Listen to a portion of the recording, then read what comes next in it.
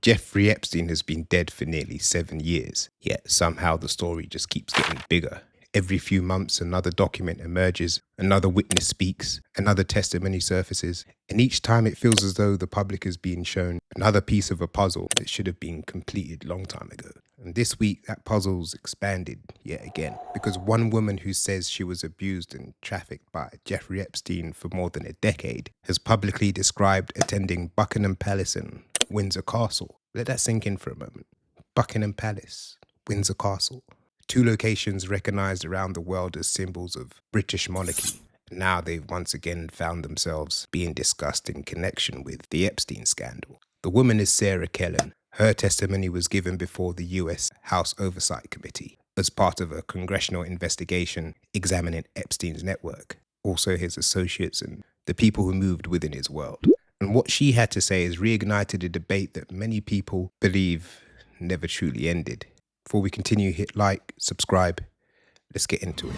One of the most remarkable aspects of the Epstein story is how often it forces people to ask the same question. How did one man gain access to so many influential circles? Epstein wasn't a movie star. He wasn't royalty. He wasn't head of state. Yet somehow he found himself surrounded by billionaires, politicians, academics, celebrities, business leaders, and members of royal families. For decades, people have tried to understand how that happened, and every new revelation makes that question harder to answer.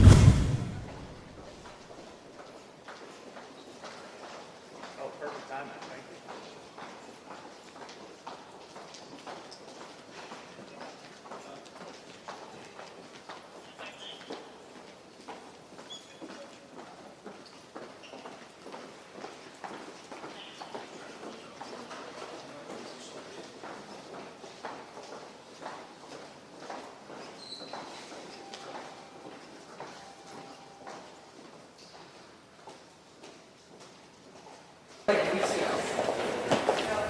How we doing, Mr. Chairman? Hey, great. How are you all? Good. Do you have a second to tell us about today's witness? Well, this is a witness that was a personal assistant to Mr. Epstein. She was also a victim of Mr. Epstein. So we're bringing her in. We have a lot of questions about everything from the day-to-day activities to what she saw and what she knows, and hopefully it'll help us as we proceed in the investigation. Of all the interviews we've done, this is going to be the toughest one. And honestly, I believe from talking to members of both parties, there's a split decision on that. I don't know. I'm here to listen and learn. It appears to me the Department of Justice considered her, not necessarily a co-conspirator, but rather, I don't want to say whistleblower, but someone that aided in the prosecution of Epstein. So we've just got a lot of questions about that. I know how the Department of Justice viewed her. I don't know how the Oversight Committee will view her. We're obviously, she's presumed innocent. She's going to have due process, and I appreciate her being here today. And we certainly, but again, it's going to be hard because, there's some that believe she was, 100% a victim or survivor, and then there's some that think she was a victim and victimizer. So it's just a terrible scenario. I've read her story, I've read her opening statement, and I know that this is going to be a tough one for us. Look, she's coming in. If she says anything that's not true, that's a felony and she'll be prosecuted.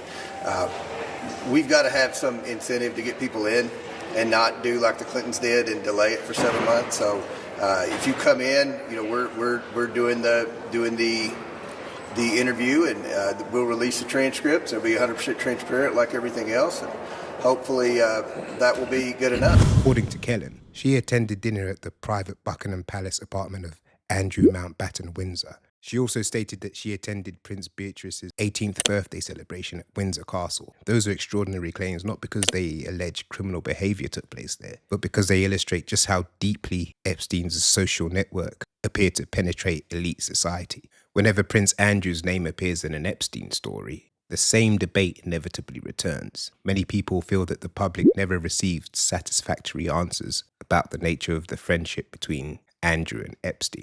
The infamous Newsnight interview did little to reassure critics. Specific about that night. She described dancing with you and you profusely sweating, and that she went on to have bath, possibly. There's a slight problem with the sweating because I have a peculiar medical condition, which is that I don't sweat, or I didn't sweat at the time, and that was, yes, I didn't sweat at the time because I had suffered what I would describe as an overdose of adrenaline in the Falklands War when I was shot at, and I simply, it was almost impossible for me to sweat, and it's only because I have done a number of things in the recent past that I'm starting to be able to do that again. So I'm afraid to say that there's a medical condition that says that I didn't do it, so therefore. Is it possible that you met Virginia Roberts, dined with her, danced with her in Tramp, had sex with her on another date? No. Do you remember meeting her at all? No. Do you know you didn't meet her, or do you just not remember meeting her? No, I don't know if I've met her, but no, I have no recollection of meeting her. Because she was very specific. She described the dance that you had together in Tramp. She described meeting you. She was a 17-year-old girl meeting a senior member of the royal family. Never have. The civil settlement with Virginia Giuffre failed to end public scrutiny, and now another witness has emerged, describing social occasions connected to royal residencies. Importantly, though, Kellen told investigators she didn't witness any inappropriate behaviour by Andrew. That point matters, but it doesn't end the conversation, because the issue for many people has never simply been about criminal allegations. It's more about the judgment and association, about understanding why so many powerful individuals remained connected with Epstein, despite warning signs that appear obvious in hindsight. And every new witness testimony seems to reopen these questions. Another striking part of Kellen's testimony involved Ghislaine Maxwell. For years, Maxwell was often portrayed as Epstein's right-hand woman. But Kellen's description goes even further. She painted Maxwell as someone who helped shape the lifestyle and image that Epstein eventually became known for. According to Kellen, Maxwell introduced him to a different world, a world of private jets, exclusive properties, high society connections, powerful people. Whether people agree with that assessment or not, it highlights something important. Epstein didn't operate in isolation. The empire that surrounded him was built over many years and involved numerous relationships, introductions, and social connections. That's one of the reasons this story continues to fascinate investigators and the public. We're still trying to understand who opened doors for Epstein and why. At this stage, the Epstein story almost feels less like a criminal case and more like an archaeological dig.